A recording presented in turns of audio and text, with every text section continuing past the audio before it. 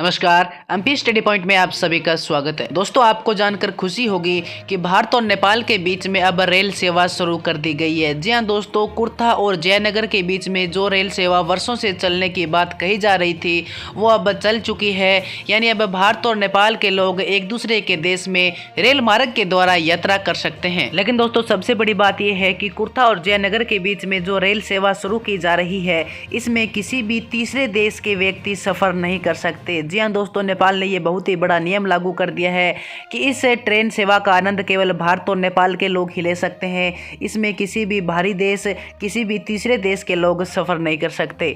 जी हाँ दोस्तों, तो चलिए देखते हैं क्या है पूरी अपडेट और नेपाल ने इतना बड़ा निर्णय क्यों लिया है, इस पर हम पूरी चर्चा करेंगे। तो आप वीडियो के अंत तक बने रहें। साथ ही अगर आप इस चैनल पर नए हैं तो चैनल को सब्सक्राइब करके बेल नोटिफिकेशन ऑन कर लें ताकि इस प्रकार की प्रत्येक अपडेट आप तक पहुँच के सबसे पहले। तो चलिए शुरू करते हैं आज का इंपॉर्टेंट वीडियो। तो दोस्तों, सबसे पहले तो मैं आपको बता दूं कि भारत और नेपाल के नागरिकों के लिए बहुत ही बड़ी खुशी की बात है कि भारत और नेपाल के बीच में अब ट्रेन सेवा शुरू कर दी गई है।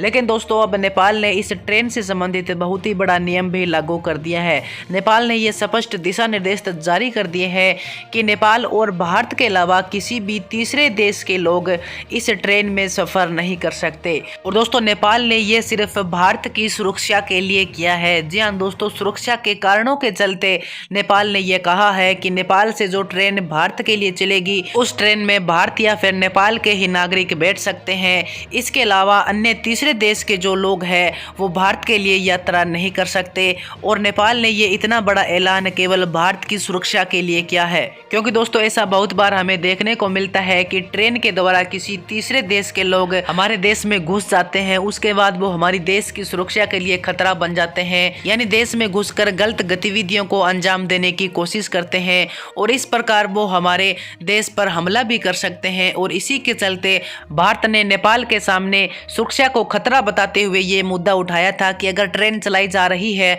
तो भारत की सुरक्षा को किसी प्रकार से खतरा नहीं होना चाहिए।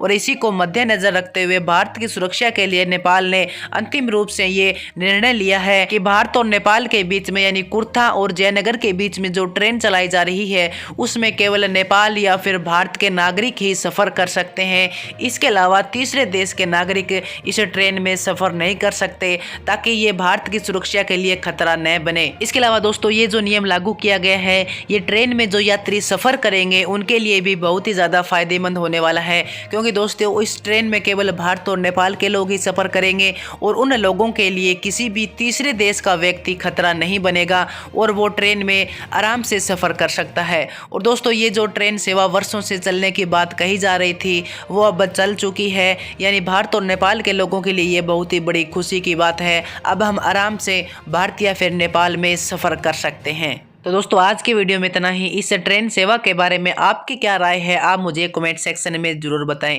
तो दोस्तों, मिलते हैं अगली वीडियो में एक नई अपडेट के साथ।